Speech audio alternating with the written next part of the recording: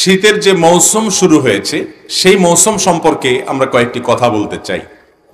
এই মৌসুম উপলক্ষে কোরআন এবং হাদিসের আলোকে 6টি আমল এবং 7টি মাসআলা আপনাদের সঙ্গে শেয়ার করতে চাই। শীত অনেক এলাকাতে বেশ জোরে সোরে শুরু হয়েছে, অনেক এলাকায় মাত্র শুরু হলো, খুব জোরে সোরে এখনো শুরু হয় নাই। শীতের এই মৌসুমটির নাম কোরআনে কারিমে আল্লাহ রাব্বুল আলামিন সূরা কুরাইশের মধ্যে উল্লেখ করেছেন, ইলাফিহিম রিহলাতাশ শিতাই ওয়াস সাইফ। একেবারে শীতা, এই আরবি শীত থেকে, কোরআনের শব্দ শীত থেকেই, শীতা থেকেই বাংলায় শীত শব্দটি এসেছে। তো এই শীতের মৌসুম উপলক্ষে আমাদের প্রিয় নবী সাল্লাল্লাহু আলাইহি ওয়াসাল্লাম একবার শীতের দিনে বের হলেন। হাদিসটি বিভিন্ন হাদিসের কিতাবে বর্ণিত হয়েছে। তিনি বের হয়ে দেখলেন যে শীতের সময় গাছের পাতাগুলো ঝরে যায় সাধারণত। তো একটা গাছের পাতা ঝরে গেছে, সামান্য কিছু পাতা আছে সেগুলো ঝরে ঝরে ভাব। নবীজি সাল্লাল্লাহু আলাইহি সাল্লাম গাছটি ধরে একটু ঝাঁকা দিলেন। একটু ঝাঁকুনি দেওয়ার পর অনেকগুলো পাতা আরো ঝরে পড়ে গেল। তখন তিনি সাহাবীদেরকে, উপস্থিত যারা ছিলেন তাদেরকে বললেন, শীতের মৌসুম আসলে গাছের পাতাগুলো ঝরে যায়, আর এই যে আমি নাড়া দিলাম দেখো অনেকগুলো পাতা ঝরে পড়ে গেল। যদি উত্তম রূপে পবিত্রতা অর্জন করার পর একজন ইমানদার যদি সর্বোত্তম ভাবে, সুন্দরভাবে, ধীরস্থিরতার সাথে, খুশুর সাথে, গুরুত্বের সাথে আল্লাহ রাব্বুল আলামিনের প্রতি পরিপূর্ণ শ্রদ্ধা এবং ভক্তির সাথে হক আদায় করে 5 ওয়াক্ত সালাত ঠিকঠাক মতো আদায় করে, তো আল্লাহ রাব্বুল আলামিন তার গুনাহগুলোকে, এই গাছের পাতা যেরকম ঝরে শেষ হয়ে যায়, তার গুনাহগুলোকে আল্লাহ তাআলা এরকম মাফ করে দেন। তো শীতের এই মৌসুমকে কেন্দ্র করে প্রিয় নবী সাল্লাল্লাহু আলাইহি সাল্লামের অনেকগুলো হাদিস আমরা জানি, যে হাদিস থেকে আমাদের নিত্য নতুন অনেক বিষয় জানার আছে, বোঝার আছে। আজ আমরা শীতের মৌসুমকে কেন্দ্র করে নবী করিম সাল্লাল্লাহু আলাইহি সাল্লামের হাদিসের আলোকে, সাহাবায়ে কেরামের বিভিন্ন আসারের আলোকে 7টি আমলের কথা বলবো, 6টি আমলের কথা বলবো এবং 7টি মাসআলার কথা বলবো ইনশাআল্লাহ। মুহতারাম হাজিরিন, ইমানদার দুনিয়ার প্রত্যেকটা বিষয় থেকে সে শিক্ষা গ্রহণ করবে। প্রতিটা মৌসুম উপলক্ষে কোরআন এবং হাদিস তাকে সুনির্দিষ্ট কিছু দিক এবং নির্দেশনা দিয়েছে। শীতের মৌসুম উপলক্ষে নবী করিম সাল্লাল্লাহু আলাইহি সাল্লামের একটা হাদিস আমাদের সবসময় মাথায় থাকতে হবে। সে হাদিসটি আবু হুরায়রা রাদিয়াল্লাহু তাআলা আনহু বর্ণনা করেছেন। নবীজি সাল্লাল্লাহু আলাইহি সাল্লাম বলেছেন, ইশতাকাতিন নারু ইলা রাব্বিহা। জাহান্নাম আল্লাহ রাব্বুল আলামিনের কাছে একবার অনুযোগ করেছে, ফরিয়াদ করেছে। আল্লাহর কাছে জাহান্নাম বলেছে, আল্লাহ, ক্বালাত রাব্বি আকালা বা'দি বা'দা। আল্লাহ, আমার এক অংশ, জাহান্নামের একটা অংশ অপর অংশকে গ্রাস করে ফেলে, গিলে ফেলে, খেয়ে ফেলে। কারণ জাহান্নামের 2টা পার্ট, একটা হলো নার বা আগুন, আরেকটা হলো জামহারির বা ঠান্ডা। জাহান্নামীদেরকে, পাপিষ্ঠদেরকে, আল্লাহর নাফরমান এবং কাফিরদেরকে জাহান্নামে যখন নিক্ষেপ করা হবে, কখনো ভয়াবহ আগুনে তাদেরকে শাস্তি দেওয়া হবে, আবার কখনো জামহারিরের ঠান্ডার তীব্রতা এবং ভয়াবহতা যেখানে চরমে থাকবে সেখানে রেখে তাদেরকে শাস্তি দেওয়া হবে। দুনিয়াতে হলে মরে যেত, সেখানে কোনো মরণ হবে না, শুধু শাস্তি ভোগ করতেই থাকবে। হাদিসে আসছে, নবী সাল্লাল্লাহু আলাইহি সাল্লাম বলেছেন, জাহান্নামের আগুনের তাপ, এর উত্তাপ দুনিয়ার আগুনের চাইতে 70 গুণ বেশি ভয়াবহ হবে এবং মারাত্মক হবে। আল্লাহ তাআলা আমাদেরকে জাহান্নামের আযাব থেকে বেঁচে থাকার মতো আমল করে যাওয়ার তৌফিক দান করুন। জাহান্নামের আযাব থেকে আল্লাহ তাআলা আমাদের সবাইকে হেফাজতে রাখুন। মুহতারাম হাজিরিন, তো জাহান্নাম তার ভাষায়, আল্লাহ রাব্বুল আলামিন তার সকল সৃষ্টির ভাষা বোঝেন, তিনি সবকিছু জানেন, আলিম, তিনি সবকিছু তিনি জানেন। তো জাহান্নামের কথা বলার শক্তি আল্লাহ দিয়েছেন, জাহান্নাম কথা বলছে আল্লাহ তাআলার সাথে।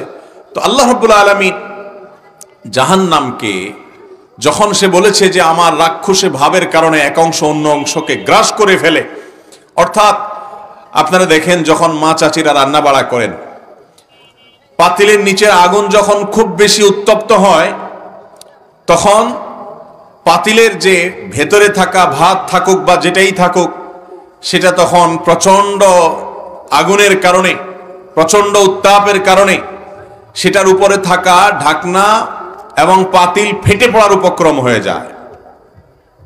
তো জাহান্নাম তার আগুনের তীব্রতার কারণে এক অংশ অন্য অংশকে গ্রাস করে ফেলার উপক্রম। আল্লাহ রাব্বুল আলামিন তখন জাহান্নামকে ফাআযিনা লাহা বিনাফাসাইন, দুটি শ্বাস ছাড়ার সুযোগ, অনুমতি দিলেন যে ঠিক আছে, তোমার ভাব এবং তীব্রতা কিছুটা কমানোর জন্য দুটি ভাব তুমি ছাড়বে। ওই যে পাতিলে রান্না করলে যখন খুব বেশি গরম হয়ে যায় এবং পাতিল ব্রাস্ট হয়ে যাওয়ার উপক্রম হয়, মা চাচিরা আস্তে করে ঢাকনাটা একটু সরায় ভাবটা চলে যাওয়ার সুযোগ করে দেন, যাতে করে তীব্রতা একটু কমে। তো জাহান্নামকে আল্লাহ রাব্বুল আলামিন দুটি নিঃশ্বাস ছাড়ার সুযোগ দিলেন, নাফাসুন ফিস সাইফি ওয়া নাফাসুন ফিস শীতা। একটি নিঃশ্বাস হলো গরমকালে, আরেকটা হলো শীতকালে। যেহেতু জাহান্নামের দুটি বিভাগ আছে, গরম এবং ঠান্ডা। নবী করিম সাল্লাল্লাহু আলাইহি ওয়াসাল্লাম হাদিসে শেষে বলেছেন, ফাহুয়া আশাদ্দু মা তাজিদুনাহু মিনাল হার ওয়া আশাদ্দু মা তাজিদুনা মিনাজ জামহারির আও কামা ওয়ারাদা ফিল হাদিস। দুনিয়াতে তোমরা যে গরমের তীব্রতা দেখছো, এই হাদিস থেকে বোঝা যায় যে সেটি হলো জাহান্নামের ছোঁয়া, সে ভাব, সে বাষ্প, সে নিঃশ্বাস যে ত্যাগ, তার একটি আলামত মাত্র। আল্লাহ তাআলা এটাকে পৃথিবীর এক এক অঞ্চলে এক এক সময়ে ডিস্ট্রিবিউশন করেন, এক এক মাত্রা ডিস্ট্রিবিউশন করেন, যেখানে যতটুকু প্রয়োজন আল্লাহর হিকমা অনুযায়ী। কিন্তু দুনিয়াতে যে শীত বা যে গরম আমরা অনুভব করি, এগুলো মূলত জাহান্নামের ছোঁয়া ভাব এবং নিঃশ্বাস। এটা নিয়ে বিজ্ঞানীদের বা বিজ্ঞানের নানা রকমের গবেষণা আছে, থাকতে পারে যে গরম কেন হয়, শীত কেন হয়, কোত্থেকে আসে। কিন্তু এই সকল কেনর সবচেয়ে শেষ কেনটি সেটি যেটি নবী করিম সাল্লাল্লাহু আলাইহি ওয়াসাল্লাম হাদিসের মাধ্যমে আমাদেরকে জানিয়ে দিয়েছে। মোহতারাম হাজরিন, এজন্য শীতের মৌসুম আসলে একজন ইমানদারের প্রথম করণীয় হলো এই কথা অনুভব করা, এই কথা উপলব্ধি করা, এই কথা মনের ভেতর জাগ্রত করা যে আমি যে শীতের কষ্ট অনুভব করছি, একইভাবে গরমের সময় আমি যে গরমের তীব্রতা অনুভব করছি, এটি জাহান্নামের ছোঁয়া ভাব। দুনিয়াতে গরমের তীব্রতা যদি এত কষ্ট হয় এবং শীতের কষ্ট যদি এত মারাত্মক হয়, এগুলো তো জাহান্নামের ছোঁয়া মাত্র নিঃশ্বাস। তার ভাপের যদি এই অবস্থা হয়, তাহলে জাহান্নামের ভয়াবহতা কত মারাত্মক হতে পারে। এই কথা ভেবে একজন ইমানদার জাহান্নাম থেকে আল্লাহর কাছে পানাহ চাইবেন, চিন্তা ভাবনা করবেন। মোহতারাম হাজিরিন, এই জন্য শীতের মৌসুম আসলে একইভাবে গরমের মৌসুমের জন্য আমলটি প্রযোজ্য। প্রথম আমল হলো এর উৎপত্তি নিয়ে চিন্তা করা। আমরা এই মজলিসে শত শত হাজারো মানুষ আছি যাদের বয়স 40, 50, 60 বছর পার হয়ে গেছে। আমাদের জীবনে প্রত্যেক বছর একবার করে শীত এসেছে, একবার করে গ্রীষ্ম এসেছে।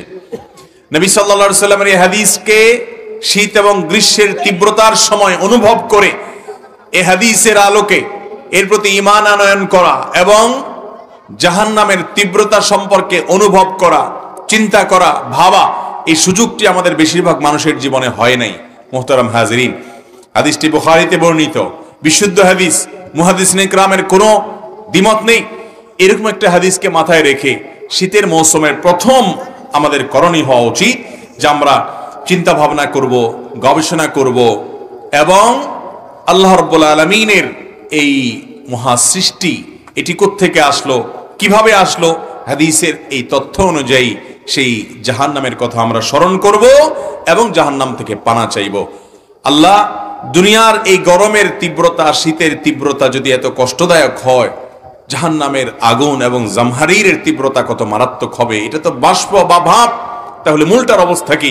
অতএব আল্লাহুম্মা আজিরনা মিনান নার, আল্লাহ আপনার কাছে আমরা জাহান্নামের আযাব থেকে আশ্রয় চাই, পানাহ চাই। আল্লাহ তাআলা আমাদের সবাইকে জাহান্নামের আযাব থেকে পানাহ লাভ করার তৌফিক দান করুন।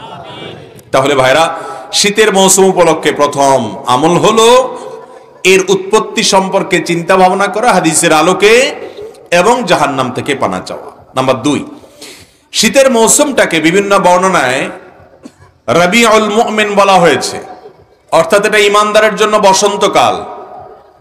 বসন্তকালে যেরকম ফল ফসল ফুটে, শীতের মৌসুমে ইমানদারের আমলের বসন্তের ফুল ফুটে, আমলের ফুল ফুটে।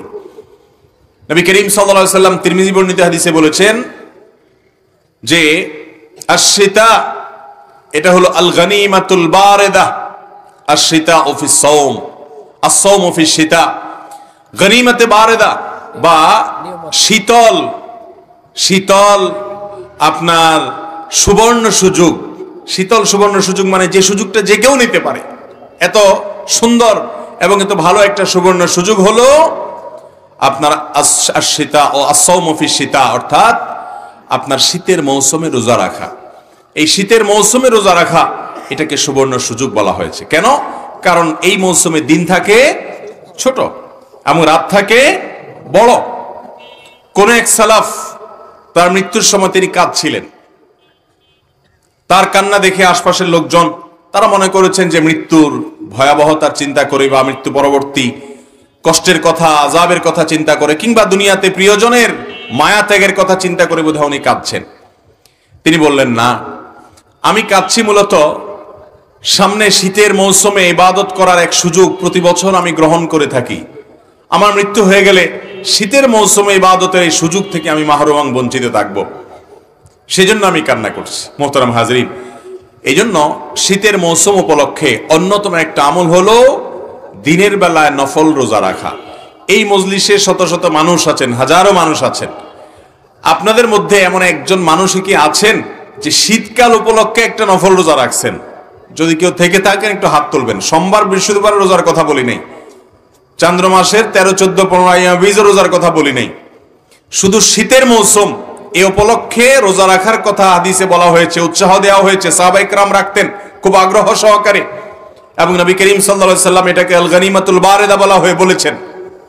তো সেটার উপর আমল করে গোটা শীতের মৌসুমে, জীবনে কোনো এক মৌসুমে শুধু শীত যাচ্ছে, দিন ছোট, চাইলে রোজা রাখা যায়, সেই চিন্তা করে নফল রোজা রাখছেন এমন কেউ আছেন? একটা হাতও উঠে নেই। এই জন্য কথাটা আমি পারলাম যে আমলগুলো আমাদের সমাজ থেকে বিদায় হয়ে গেছে, এগুলোর আলোচনাও নাই, মানুষ অনেক সময় শুনেও নাই, জানেও নাই, এমন দেখা যায়। মোহতারাম হাজরিন, তাহলে শীতের মৌসুম উপলক্ষে অন্তত 1-2টা নফল রোজা হইলেও রাখার চেষ্টা করবো তো ইনশাআল্লাহ।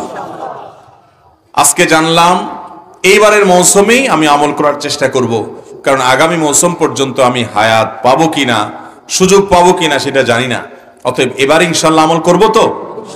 আল্লাহ তাআলা আমাদেরকে আমলের তৌফিক দান করুন। 3 নম্বর আমল হলো শীতের মৌসুম উপলক্ষে তাহাজ্জুদের বিশেষ চেষ্টা করা। তাহাজ্জুদ তো পরের কথা, ফজরের নামাজই হারিয়ে গেছে।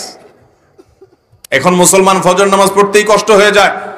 অনেক দিনদার মানুষ আছে, 4 ওয়াক্ত সালাত পড়ে, কিন্তু ফজরটা পড়তে তার কি হয়? কষ্ট হয়। মোহতারাম হাজরিন, শীতের মৌসুম আসলে একজন ইমানদার শুধুমাত্র তার সামান্য সদিচ্ছা থাকলেই তিনি তাহাজ্জুদ পড়তে পারেন। ফজর তো বটেই, তাহাজ্জুদও পড়তে পারেন। একটি হাদিস মুআজামে তবরানীতে বর্ণিত হয়েছে। নবী করিম সাল্লাল্লাহু আলাইহি সাল্লাম বলেছেন, কিছু মানুষের কাজ দেখলে, আমল দেখলে আল্লাহ রাব্বুল আলামিন হেসে দেন। আল্লাহর হাসাটা তার শানের সাথে যেভাবে হবে সেভাবে, আমরা এর কাইফিয়ত জানি না, কিন্তু হাদিসে আসছে যে আল্লাহ রাব্বুল আলামিন হেসে দেন বান্দার কিছু আমল দেখলে। এর ভিতরে এক শ্রেণীর মানুষ আছে যারা বহু কষ্ট উপেক্ষা করে, ধরেন শীতের সময় শীতের তীব্রতা, কনকনে শীত এবং ঠান্ডা, এটা উপেক্ষা করে, এটা সহ্য করে তারা উঠে যান এবং দাঁড়িয়ে সালাত আদায় করেন। তাদের দাঁড়িয়ে এই সালাত আদায় করা, এটা দেখে আল্লাহ রাব্বুল আলামিন হেসে দেন এবং ফেরেশতাদেরকে তিনি জিজ্ঞাসা করেন, মা হামালা আবদি আলা মা সানা, আমার বান্দা যা করলো এটা কেন করলো? এই শীতে, এই কষ্টে সবাই লেপে কম্বলের নিচে শুয়ে আছে, আরে কনকনে শীতের মধ্যে সব ফেলে দিয়ে যুবথুবু হয়ে সে কেন দাঁড়িয়ে সালাত আদায় করছে? তখন ফেরেশতারা আল্লাহ রাব্বুল আলামিনকে জবাব দিলেন। আল্লাহ রাব্বুল আলামিন জানেন সবকিছু, শুধু তার থেকে শুনতে চেয়েছেন। তারা জবাব দেন যে, আল্লাহ, রাজা মা ইনদাক ওয়া শাফাকাতা মা ইনদাক মিম্মা ইনদাক, আল্লাহ আপনার কাছে যে নেয়ামত আছে, পুরস্কার আছে, এটার প্রত্যাশায় তারা দাঁড়িয়ে সালাত আদায় করছে। আর আপনার কাছে যে আযাব আছে, সে আযাব থেকে পানা আছে, তারা এই কাজটি করছে। তখন আল্লাহ রাব্বুল আলামিন বলেন ফেরেশতাদেরকে, তোমরা সাক্ষী থাকো, যদি আমার রহমতের আশায়, জান্নাতের আশায় বান্দা এই ভোর রাতে কনকনে শীতের মধ্যে দাঁড়িয়ে সালাতে সে উপস্থিত হয়ে যায়, আর আমার কাছে যে জাহান্নামের আযাব এর আয়োজন রয়েছে সেখান থেকে পানা চাওয়ার জন্য যদি সে উঠে থাকে, তাহলে আমি তাকে আমার কাছে থাকা জান্নাত এবং আমার কাছে থাকা জাহান্নাম থেকে মুক্তি, এই উভয়টার গ্যারান্টি এবং ওয়াদা করে দিলাম। মোহতারাম হাজিরিন, সেজন্য শীতের মৌসুমে তাহাজ্জুদ পড়ার চেষ্টা করা উচিত। রাত অনেক বড়, এশার সালাত এখন 7টায় হয়ে যায় বা 7টায় শুরু হয়ে যায়, কিছুদিন পর হয়তো আরো অনেক আগে আজান হয়ে যাবে, আবার ফজর অনেক দেরিতে হবে। আপনি এশার পরপর যদি শুয়ে যান, আপনি ঘুমোতে ঘুমোতে ক্লান্ত হয়ে যাবেন, অটোমেটিক রাতে ঘুম ভেঙে যাবে, এবং যখন ঘুম ভেঙে যাবে উঠে ভোর রাতে 2 রাকাত সালাত অন্তত পড়বেন। মোহতারাম হাজিরিন, তাহাজ্জুদ যদি পড়তে না পারেন, অন্তত ফজর যাতে কোন অবস্থাতেই মিস না হয়, চেষ্টা করব না ইনশাআল্লাহ। ফজরের নামাজ যারা নিয়মিত পড়েন এবং মসজিদে উপস্থিত হয়, তারা সাচ্চা মুমিন হওয়ার অন্যতম একটা আলামত বহন করে। কারণ মুনাফিকের জন্য ফজর নামাজে উপস্থিত হওয়াটা কঠিন কাজ। আপনার যদি ফজর নামাজে নিয়মিত উপস্থিত হওয়ার সুযোগ না হয়, তো আপনি নিজের ব্যাপারে নিজে চিন্তা করতে পারেন যে আপনি কি মুনাফিক না ঈমানদার। কারণ আসর এবং ফজর এই 2 ওয়াক্ত নামাজ হাদিসে আসছে, নবী সাল্লাল্লাহু আলাইহি ওয়াসাল্লাম বলেছেন মুনাফিকের জন্য অনেক বেশি কষ্টের। অতএব ভাইরা আমার, শীতের সময় অন্তত বিশাল বড় রাত, কোনো অজুহাত চলবে না। রাতে তাড়াতাড়ি শুয়ে পড়লে, মোবাইল টিপাটিপি কম করলে ইনশাআল্লাহ ফজর তো বটেই, আপনি তাহাজ্জুদ ভোর রাতে ফজরের আজানের আগে দাঁড়িয়ে সালাত আদায় করার সুযোগ পাবেন। তাহাজ্জুদের মজা, তাহাজ্জুদের স্বাদ, এটা যারা একবার পেয়েছে তারা জানেন যে পৃথিবীর যে কোনো স্বাদের চাইতে এই তৃপ্তি, এই স্বাদ অনেক বেশি। ভাইরা আমার, ভোর রাতে যখন সবাই ঘুমিয়ে থাকবে, আপনি চুপি চুপি ওযু করে কাউকে না জানিয়ে লুকিয়ে আল্লাহর সাথে কথা বলবেন, নামাজ পড়ে দোয়া করবেন। এই দোয়া আল্লাহর কাছে কবুল হয়, ফেরত দেওয়া হয় না। জওফুল লাইল বা রাতের শেষ অংশের দোয়া আল্লাহ তাআলা ফিরিয়ে দেন না। চেষ্টা করব না ইনশাআল্লাহ। তাহলে ভাইরা আমার, 3 নম্বর আমল হলো তাহাজ্জুদের আমল। প্রথম আমল বলেছিলাম যে শীতের এই তীব্রতা জাহান্নাম থেকে আসছে, সে হাদিসের কথা চিন্তা করে জাহান্নাম থেকে কি চাইতে হবে? পানাহ চাইতে হবে। যদিও পানাহ চাওয়ার জন্য আলাদা কোনো নির্দেশনা হাদিসে নাই, কিন্তু হাদিসে এই শীতের উৎস সম্পর্কে বলা হয়েছে। সেই উৎস কথা অন্তত চিন্তা করা, জানা, এটা অন্তত হাদিস থেকে নির্দেশিত।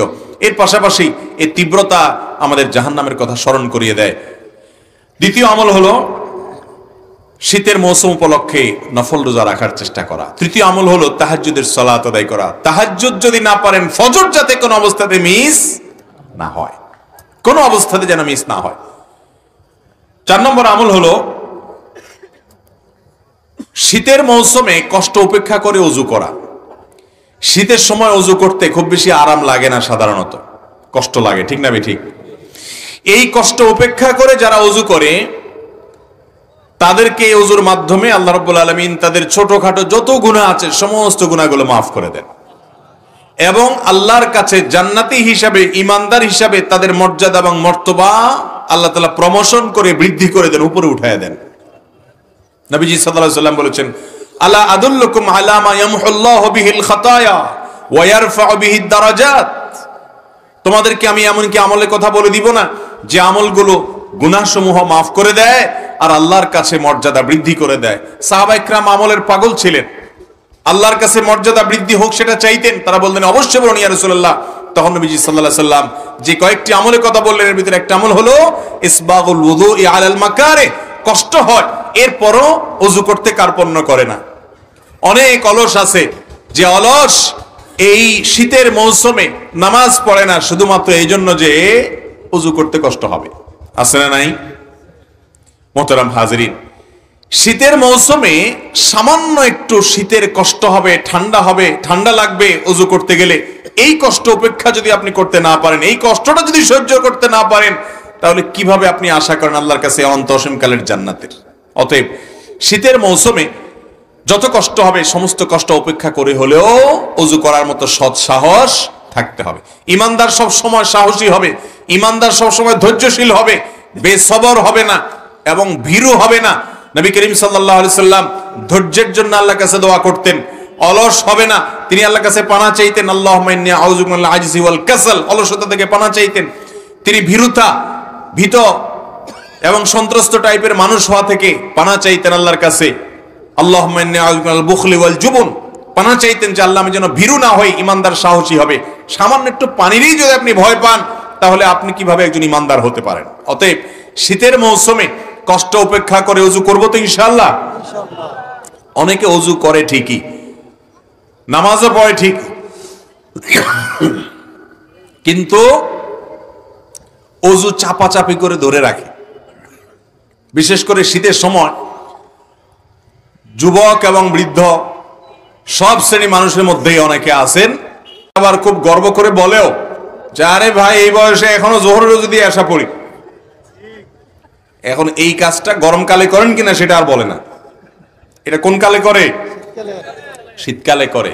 কারণ গরমকালে তো পানি যত লাগায় ততই আরাম লাগে, তখন আর ওযু লম্বা করার চেষ্টা করে না। ভাইরা আমার, আপনার বাথরুমের বেগ হয়েছে, পেশাবের প্রেসার আসছে, বায়ু নির্গত হওয়ার উপক্রম হয়েছে, তারপরও আপনি চেপে চুপে ধরে রাখছেন কেন? কারণ নামাজ আর কত বাকি আছে, এসা পড়ে এরপর একসাথে ছেড়ে দেব। তো এইরকম চাপাচাপি করে ওযু ধরে রাখা এটা কখনো ভালো বিষয় না। এটা স্বাস্থ্যের জন্য যেমন ক্ষতিকর, একইভাবে ঈমান আমলের জন্য ক্ষতিকর। আপনার নামাজের মধ্যে যদি বাথরুমের প্রেসার থাকে, পেশাবের প্রেসার থাকে, বেগ থাকে, তাহলে কি নামাজে মনোযোগ থাকবে? মনোযোগ থাকবে না। আপনি বিয়ে করেছেন, আপনার স্ত্রীর সাথে প্রথম সাক্ষাৎ হবে, আপনি যাচ্ছেন, প্রচন্ড বাথরুমের বেগ আছে, আপনি চিন্তা করতেছেন বাথরুম পরে করব, কোন রকম ঝামেলা শেষ করে নিয়ে এর সাথে দেখা করে নি, তারপরে বাথরুম সারবো। এরকম আছে কেউ? শ্বশুর বাড়িতে যাবেন, বাথরুমের বেগ নিয়ে যে ঠিক আছে শ্বশুর বাড়িতে বের হইয়া পরে রাস্তাঘাটে কোথাও করে নেব, এরকম আছে কেউ? বরং ফ্রেশ মুডে সব সাফ সুতরা করে, কোন প্রকার যেন টেনশন না থাকে, পারলে মোবাইলটা বন্ধ করে, চুল টুল আশ্রয় টাশ্রয় সুন্দর করে পরিপাটি হয়ে তারপর শ্বশুর বাড়িতে যাবে বিসমিল্লাহ বলে। ঠিক না ঠিক? তো আল্লাহ রাব্বুল আলামিনের দরবারে দাঁড়াবেন, এদিকে আপনার পেশাবে আপনাকে অস্থির করে তুলতেছে, এদিকে আপনার বাথরুমের বেগ হয়েছে, তাহলে এটা কখনো ভালো মুসলমানের কাজ হতে। শীতের গুরুত্বপূর্ণ একটা বিষয় হলো ত্বকের যত্ন যেরকম নিতে হয়, ওযুর যত্ন বিশেষভাবে নেবেন। এটা হলো শীতের গুরুত্বপূর্ণ একটি আমল। 4 নম্বর আমল, যে অলসতা করা যাবে না ওযু করতে। নাম্বার 5, শীত বস্ত্র বিতরণ করা।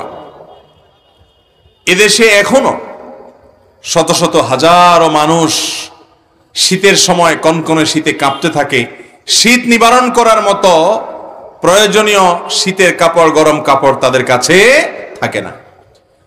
পঞ্চগড় জেলা এবং আরো কোন কোন এলাকাতে 13 ডিগ্রি 12 ডিগ্রি পর্যন্ত নেমে যায় শীতের সময় এবং মানুষ মারা যায়।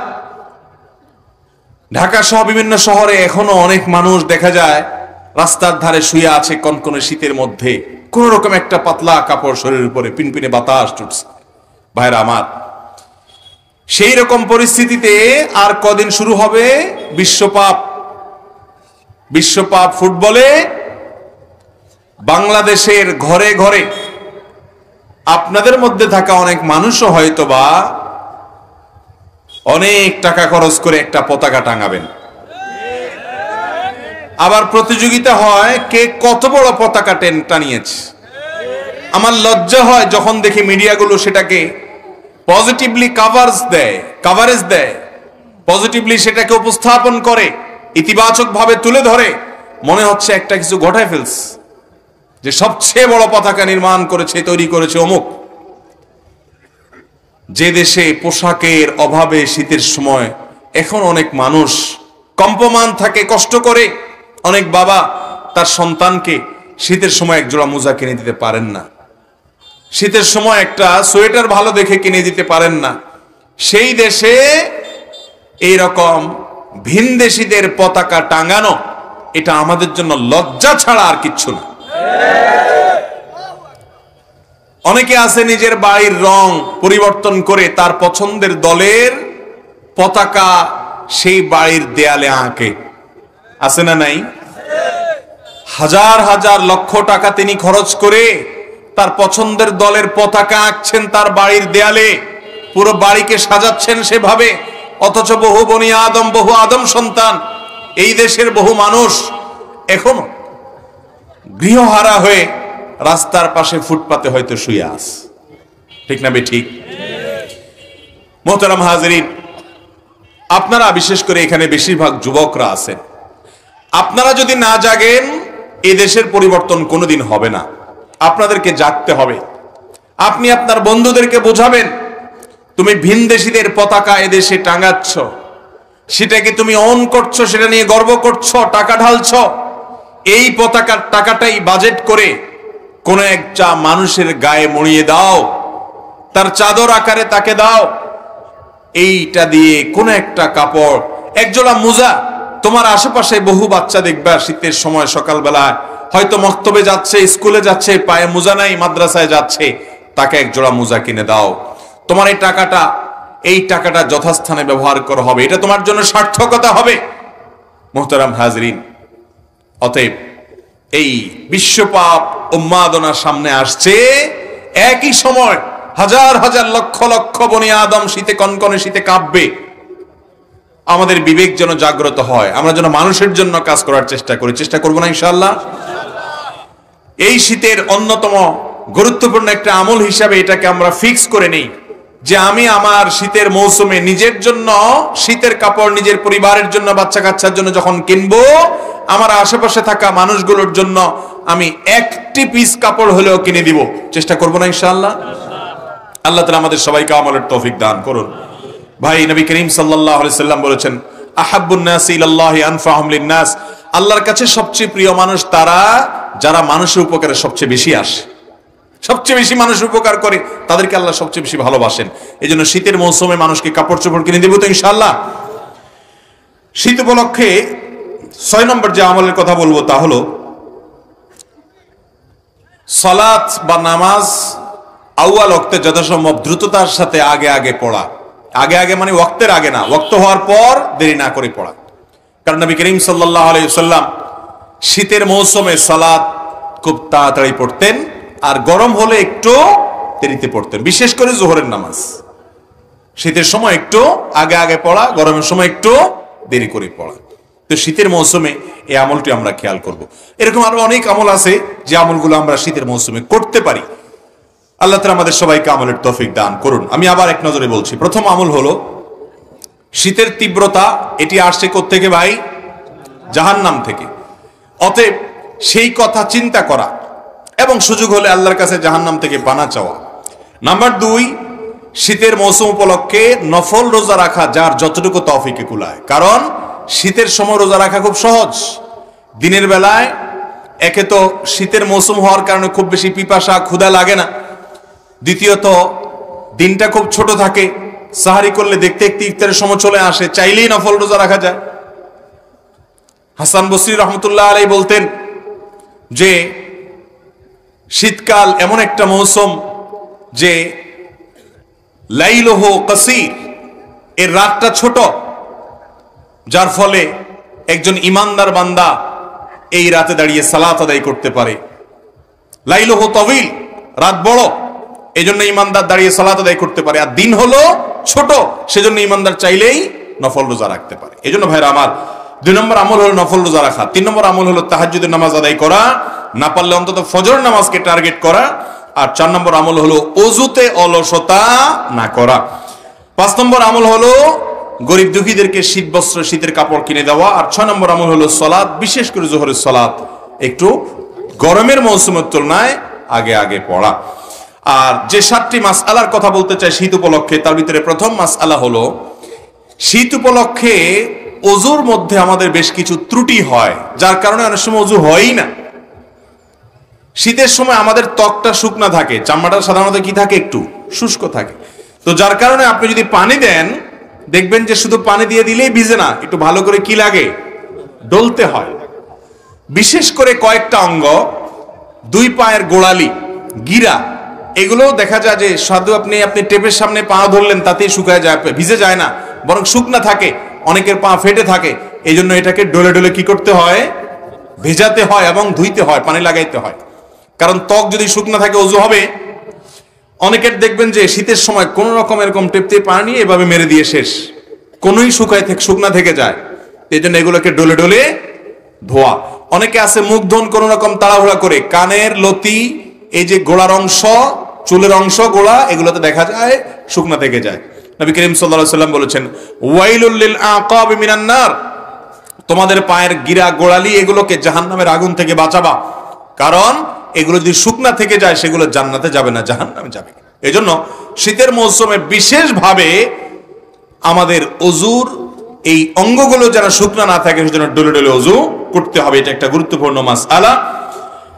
আর অজুর ক্ষেত্রে আপনারা একটা হাদিস নিশ্চয় খেয়াল করে থাকবেন যে নবী করিম সাল্লাল্লাহু আলাইহি সাল্লাম যেখানে অজুর কথা বলেছেন সেখানে ইসবাগের কথা বলেছেন। আসবিগুল ওযু, আসবিগুল ওযু আই আকমিলুল ওযু, মানে অজুকে পূর্ণাঙ্গ ভাবে করো, ভালোভাবে করো। অজুতে কোনো প্রকার অলসতা করতে হয় না। আমরা দেখা যায় গরমের সময় খুব লম্বা সময় নিয়ে অজু করি, শীতের সময় আসলে দেখবেন মসজিদের অজুখানাতে মানুষ নাই। আসর মাগরিব এশা এই সময় তো অজুখানা দেখবেন যে খালি, অন্য সময় সিরিয়াল পড়ে থাকে। এর একটা কারণ হলো যে ওই যে অজু ধরে রাখার চেষ্টা করে অনেকে, আবার অনেকে অজু করে ঠিক আছে কিন্তু করলেও খুব হুলস্থুল করে 1 মিনিটের ভিতরে অজু শেষ, কারণ ঠান্ডা থেকে বাঁচার জন্য কোন রকম পানি মেরে দিয়ে দৌড় দেয়। এটা তো অজু হবে না ভাইয়ের আমার, যদি শুকনা থাকে। 2 নম্বর মাসআলা হলো, যদি কেউ চান শীতের সময় পাও ধোবেন না, বিশেষ করে অনেকে আছেন এজমার রোগী, তাদের পাও ভিজাইলে অসুবিধা হয়, পায়ে পানি লাগালে তাদের সমস্যা দেখা দেয়। সমস্যা হোক বা না হোক, সর্বাবস্থায় আপনি চাইলে শীতের সময় শুধু না অন্য সময়ও করতে পারেন, শীতের সময় বেশি দরকার হয় সেজন্য শীতের আমল হিসেবে বলছি। আপনি চাইলে পূর্ণাঙ্গ অজু করলেন, কথার কথা দুপুর বেলায় বা সকাল বেলায় অজু করলেন, হাত ধুলেন, মুখ ধুলেন, মাথা মাসে করলেন এবং পাও ধুলেন।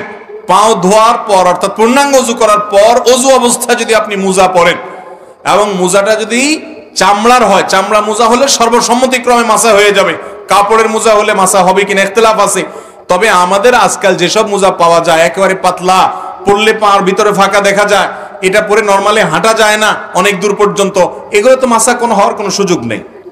তো যাই হোক, আপনি যদি অজু করার পর এরকম মোজা পরেন তাহলে সেক্ষেত্রে সেই মোজা পরা অবস্থায় আপনার বাড়িতে অবস্থান থাকাকালীন করলে 24 ঘন্টার মধ্যে ওই মোজা খোলা ছাড়া আপনি অজু করতে পারবেন। কিভাবে? আপনি হাত ধুলেন, মুখ ধুলেন, মাথা মাসে করলেন, পা ধোয়ার সময় আসলে আপনি ভিজা হাত দিয়া পায়ের উপরে, তলায় না উপরে এরকম করে একটা টান দিলেন ডান পায়ে, আবার আরেক হাত ভিজায়া বাম পায়ে আরেকরকম একটা টান দিলেন, বা ভিজা হাত দিয়া দোনো পাও আপনি টান দিলেন। তো এইভাবে মাসাহ করার মাধ্যমে পাও ধোয়ার কাজ হয়ে যায়। এবং এটি আহলুস সুন্নাহ ওয়াল জামাতের গুরুত্বপূর্ণ একটা আকীদা যে তারা আহলুস সুন্নাহ ওয়াল জামাতের সকলেই মাসাল খুফাইন বা মুজার উপরে মাসাহ করাকে জায়েজ মনে করে। নবী করিম সাল্লাল্লাহু আলাইহি সাল্লাম মাসাহ করেছেন, আলী রাদিয়াল্লাহু তাআলা কে নির্দেশ করেছেন, বিধায় মুজার উপরে মাসাহ করলে সওয়াব কোনো কম হবে। আমাদের সমাজে কেউ মুজার উপরে মাসাহ করলে অনেক মুরব্বীরাও বলে যে বাবা এই বয়সে তোমরা মুজা ধরছো, হ্যাঁ এখন তো সাহস করো পাও ধো। না ভাই, মুজার উপরে মাসাহ করলে সওয়াব একটুও কম হবে না। তো শীতের মৌসুম বিশেষ করে মুজার উপরে মাসাহ করার আমলটি করা যেতে পারে। অনেক মুরব্বী আছেন, অনেক অসুস্থ মানুষ আছে, এজমার রোগী আছে, কষ্ট হয়, তারপরও সে মুজার উপরে মাসাহ করে না জানার কারণে। তো ভাইরা আমার, মুজার উপরে মাসাহ করা যায় চাইলে, অন্য সময়ও করা যায়, শীতের সময় বেশি দরকার শীতের মাসালা হিসেবে বললাম। নাম্বার 3, তৃতীয়ত একটা গুরুত্বপূর্ণ মাসআলা হলো, শীত যখন তীব্র হয়, অনেক আপনার হাড় কাঁপানো শীত যখন শুরু হয়, দেখবেন যে গ্রামে শহরে, বিশেষ করে গ্রামে বেশি দেখা যায়, অনেকে চাদর মুড়ি দিয়ে নামাজ পড়েন। আছে না নাই? চাদর মুড়ি দিয়ে নামাজ পড়েন, অর্থাৎ এমন ভাবে চাদর পরেন যে নাকটা সহকারে ঢাকেন, যাতে করে নাক দিয়া ওই যে আপনার কুয়াশা টুয়াশা না ঢুকতে পারে, যাতে করে শীতে চেহারাটা কষ্ট না হয়, না পায়। সেজন্য পুরো চেহারা ঢেকে শুধু চোখ দুটো খোলা রেখে অনেকে চাদর পরেন। আছে না এরকম? মাথা আপনি চাদরে লাগান, কোনো অসুবিধা নেই, কিন্তু আপনি মুখ ঢাকেন তাহলে সেটা মাকরুহ হবে। নবী করিম সাল্লাল্লাহু আলাইহি সাল্লাম মুখ ঢেকে সালাত আদায় করতে, নামাজ পড়তে নিষেধ করেছেন। অতএব শীতের সময় এই মাসআলাটা না জানার কারণে আমাদের অনেক ভাইরা আছেন যে এরকম পুরাটা মুড়ি দিয়ে নামাজ পড়েন। মহিলা হোক আর পুরুষ হোক, সকলের জন্য এক মাসআলা যে শীতের সময় হোক আর গরমের সময় হোক, মুখ ঢেকে নামাজ পড়বেন না, নামাজের সময় মুখ খোলা রাখতে হবে। হ্যাঁ, কোন মহিলা এমন কোন জায়গা যদি নামাজ পড়েন সেখানে গায়রে মাহরাম পুরুষ আসা যাওয়া করে, তাহলে পর্দার খাতিরে তিনি ঢাকতে পারেন, যদি তার অন্য কোনো জায়গায় নামাজ পড়ার সুযোগ ব্যবস্থা না থাকে। কিন্তু সাধারণ অবস্থাতে এটা করা যাবে না। এই জন্য ভাইরা আমার, শীতের সময় মাসআলাটাও মাথায় রাখতে হবে যেন মুখ ঢাকা না হয় আমাদের চাদর দিয়ে। অনেকে মাফলার দিয়েও করে, চাদর না, মাফলারে এমন ভাবে পেঁচায় শুধু চোখ দুটো বাইরে হয়ে থাকে এবং নাক মুখ সব মাফলারে পেঁচানো থাকে। এরকম করলে নামাজ হয়ে যাবে, কিন্তু ত্রুটিপূর্ণ হবে এবং মাকরুহ হবে। নাম্বার 4, অনেকে শীতের সময় জ্বরের কারণে অথবা ঠান্ডা লাগছে, প্রচন্ড সর্দি হয়েছে, এই জন্য তিনি নামাজ পড়েন না। এখন কথা হলো যে আমার শীতের মৌসুমে জ্বর বা ঠান্ডা এমন ভাবে লাগছে যে আমি ওযু করতে গেলে অসুস্থ হয়ে যাব, তাহলে তার জন্য নামাজ মাফ কিনা? উত্তর হলো নামাজ মাফ না। তিনি প্রয়োজনে পানি গরম করে ওযু করবেন। পানি গরম করে ওযু করে যদি তিনি তার এই কষ্ট দূর করতে পারেন তাহলে ফাবিহা ওয়া নি'মা, ভালো। আর যদি না পারেন, গরম পানি করার মতো কোনো আয়োজন তার কাছে নাই, এবং এত ঠান্ডা পানি যেটা ব্যবহার করলে তার অঙ্গহানি হতে পারে, অঙ্গ অবশ হয়ে যেতে পারে, অসুস্থতা দীর্ঘস্থায়ী হয়ে যেতে পারে, কষ্ট অনেক বেশি হতে পারে, সীমাহীন হতে পারে, অসহনীয় পর্যায়ের কষ্ট হতে পারে, এরকম মনে হলে, সেরকম গরম ঠান্ডা আমাদের দেশে খুব বেশি পড়ে না, যদি এরকম হয় তাহলে সে ব্যক্তি তায়াম্মুম করতে পারবে।